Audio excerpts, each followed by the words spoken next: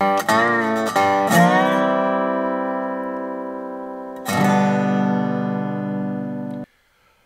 morning, everybody. Welcome to Coffee with Craig, where we talk about politics, culture, all surrounding the Second Amendment. Movies, news, you name it.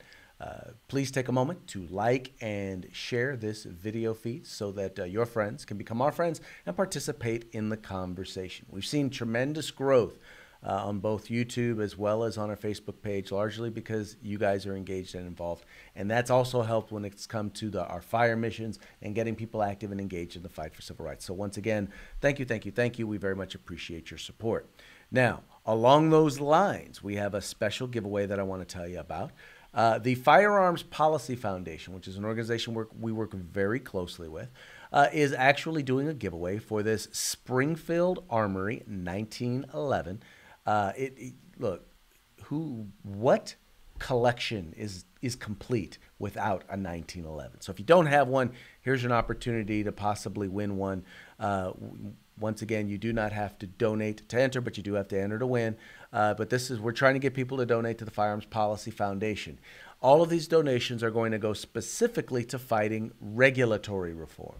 Now, as you may or may not know, when a law is passed by the legislature, by the legislative branch, the executive branch is supposed to institute regulations in order to kind of implement the law. Well, oftentimes what happens, and we've seen it happen in state after state, and it's now happening in D.C., is you often have the executive branch overreach and actually try to add on to or increase the restrictions that were passed by the legislative branch. And so what we're trying to do is we need to fight this and institute regulatory reform. We saw it happen. We've seen it happen here in California with ammunition, with magazines, with the assault weapons ban here in California. We saw it happen in another state where they literally just redefined what an assault weapon was, just like that. And we're seeing it happen right now in D.C., where the president is telling the ATF to basically regulate bump stocks as though they were machine guns. Now, the important thing about this is, folks, is whether or not you support what they're doing or not, the laws are passed by the legislative branch. And if the executive branch gets away with doing this with something that you agree with, well, guess what? Then that means they're going to get away with doing it on something that you disagree with. So it's vitally important that we fight this effort towards regulatory reform. So please support the Firearms Policy Foundation. All you got to do is follow the link in the description to this video. You fill out the information and donate, and you'll be entered to win. You do not have to donate to enter, but you do have to enter to win. So you still have to follow the link in order to be able to enter to win this very cool firearm. Okay, so now let's get into today's topic. I have to be honest. I'm a person who has mixed feelings about the NAACP, and I say this for this reason. The NAACP has a history as an organization that really has supported and really has gone out of its way historically to support the rights of all people. They really have done a lot, and there was a lot that took place during the civil rights movement that may or may not have happened without the work of the NAACP. So I think that me as an African American or as a black man, I am indebted to the NAACP for historically what they have done. Now, my challenge with the NAACP is not what they have done historically, but what they have become currently. And that is anything but a civil rights organization. The NAACP has decided to get into the whole debate and conversation about gun control. Evidently, they seem to have forgotten that, well, what a civil right is. Now, for those of you who do not know what a civil right is, a civil right specifically is a right that is granted to all citizens, regardless of your ethnicity, regardless of your gender, regardless of your religion. These are rights that are supposed to be for all people, for all citizens, right? It's not special rights for special people. It's not about advancing one race, one religion, one gender above another, or one people, any people group. Well, what they've taken to now is actually the idea of taking away civil rights from all citizens, I guess. I guess, except of course, unless you are law enforcement, in that they've decided to get into the debate on gun violence or gun control, and they've decided to implement or put their opinion in such a way that, once again, in my never to be a humble opinion, they seem to violate everything which they in the past have stood for. And the worst part about it is that they're doing it all based on lies. This gentleman right here, Mr. Johnson, is the president of the National Association for the Advancement of Colored People, and decided to write an op-ed on gun violence. And in this op-ed, now, matter of fact, let me read some of it to you.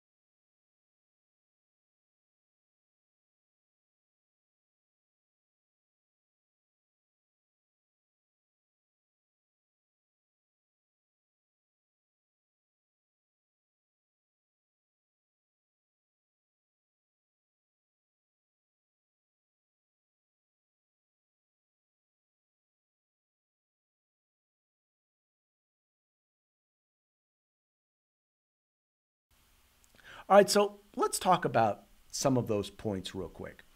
Let's first talk about, well, what is action and pump action shotguns? You're talking about just about every single firearm. So you want to ban just about every single firearm that is out there, except for revolvers, single shot muskets, shotguns. You want to ban every single one of them. Really? And what is an assault gun? You know, maybe you should have run this idea by someone who actually knew what they were talking about, Mr. Johnson, before you decided that you were going to write this particular piece. But let's get into this. Let's talk about some of these quote unquote new tough criminal penalties, right? Here in the state of California, I didn't see the NAACP opposing a bill put forth by Senator Bradford, which actually removed the mandatory minimum for the use of a firearm in a crime. I thought you believed in tough penalties, NAACP. I mean, that's what your president just said. Your president just said, well, we need tougher penalties. Well, if you're going to have tough penalties, oh, wait, that's right. You only want tough penalties for straw purchasers. Oh, well, we already have tough penalties for straw purchasers. You want to make it more tough? See, what's happened is the NAACP has been silent when it comes to all of the removal of penalties on those who would seek to inflict violence on us. They're absolutely nowhere to be found when it comes to stuff like that. No, what they call for is an all-out ban. An all-out ban on firearms because, well, hey, you know what? They have absolutely no idea what they are talking about. Let's just talk about some of the other reasonable steps that they talk about here. Center for Disease Control being able to study gun violence. Well, do you know why they do not study gun violence, Mr. Johnson? Let me tell you. They don't study gun violence because they can't advocate for gun control. And that's really all the law says. It says that none of the money that is funded for research can be used to promote gun control. So the CDC has decided not to study gun control. But you didn't bother to look that up, did you? No, because you just want to ban guns. How do I know you want to ban guns? Well, because you pretty much, well, not pretty much, you said so.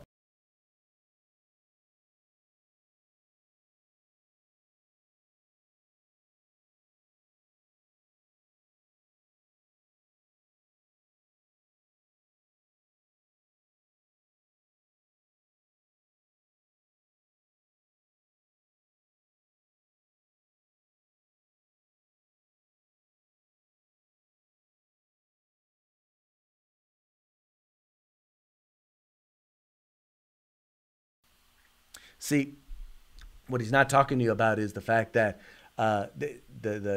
when they banned that in Australia, what you saw was an increase in all other violent crime, a drastic increase in all other violent crime. Rape went up, robbery went up, battery went up, domestic violence went up, rape went up. Oh, and the homicide rate? Yeah, the homicide or suicide rate didn't go down. They just changed the methods. Oh, but you couldn't bother to Google that, could you, Mr. Johnson? Or maybe you did and you decided to just lie. That is sad and unfortunate. Because, see, once again, in Australia, even the policymakers there, it's the funniest thing. When I went on an interview there in Australia, and even they were completely and utterly unaware of the statistics coming out of their own government. And they didn't even realize that suicide rates were at an all-time high right there in Australia. They didn't realize that crime and home invasion robberies were at an all-time high in Australia. Why? Because they had banned firearms, because they removed the right of individuals to be able to defend themselves. But that's not even the most egregious part of some of Mr. Johnson's statements, and this is one in particular that that I wanted to make sure and save for last.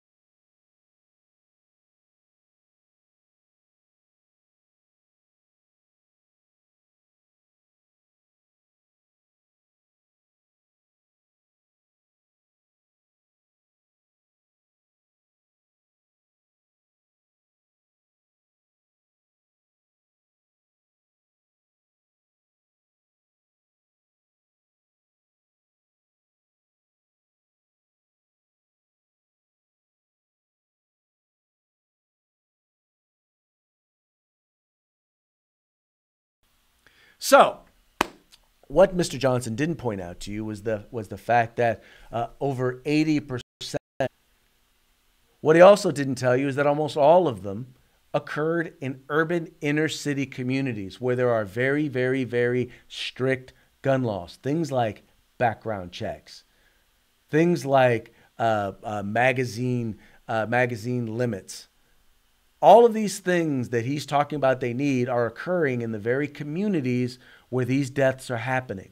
But he doesn't want to talk about the fact that what we're talking about is the perpetrators of these communities are growing up in communities largely in poverty, largely in single-parent households, and in communities where the government, where the leaders and the elected officials are telling them it's not your fault. Folks, guys like Derrick Johnson, what they're doing is this: is they want to turn the victim into the criminal and the criminal into the victim. If we really want to work on reducing gun violence, if we want to work on reducing gun violence when it comes to African American young men, then maybe what we need to be doing is addressing the issue of violence among urban African American young men. I mean, I hate to say it. I know some of y'all out there are going to say, "Oh, that's racist." No, it's not racist. It's a fact. Those are the numbers that you're lying about. Once again, all of these laws that you're talking about, all of these things that you say you want to do, have no impact. Most of these firearms are not obtained legally. They're illegal firearms. So how exactly? I mean, what you are doing is you are blaming the tool for what the people are doing. The thing is, Mr. Johnson, and I say this in the broadest we that I can, and I do include myself. We are failing our youth. We are failing our children. There is something that we are not doing. There is a devaluation of life that we have instilled in our children and our young men that we are doing a very, very poor job of rooting out. of dealing with and addressing. And that is our fault. But that is the cause. That is the cause. The tool, the firearm is not the cause. We have had firearms in this country since the beginning. Most of the firearms that are used in the commission of these crimes have been in existence for 100 years, 50 to 100 years. And yet all of a sudden now we are seeing these sorts of epidemics. Maybe it's time for us to take a look in the mirror and realize that rather than start dealing with the symptoms, rather than start talking about the tools, maybe we ought to start looking at the real cause. Stop blaming other people. Stop blaming law-abiding citizens who seek nothing more than to defend themselves from criminals, from mass shooters, from the criminally insane. Maybe we need to not be blaming them. But see, that would be too simple. Not easy. I'm not saying easy. Because see, simple means look at who's doing the shooting. And maybe that can help us to understand. It's not like there's this broad group. It's not like we go out there and it's like there's this big group of people out there that we can look at and say, okay, this is what's happening. No, it is a relatively small group of people, culturally, age-wise, and geographically. That's where the violence is happening. That is amongst whom the violence is mostly happening. And so maybe if we address some of the underlying causes there, and we're real about it, and we're honest about it, and not blaming others, then maybe we would see gun violence go down. Maybe then we would see a decrease in gun violence. But Mr. Johnson, you're not ready for that because you are too busy blaming others. And until that changes, no change will ever happen. And that, my friend, is on you. Anyway, folks, that's going to be it for today's Coffee with Craig. Thank you so much for tuning in. This is the Firearms Policy Coalition. As you know, I love to say so often, we are the home in the fight for civil rights. Got to use them or you're going to lose them. You guys take care. If you like our videos, follow, subscribe, like, and share.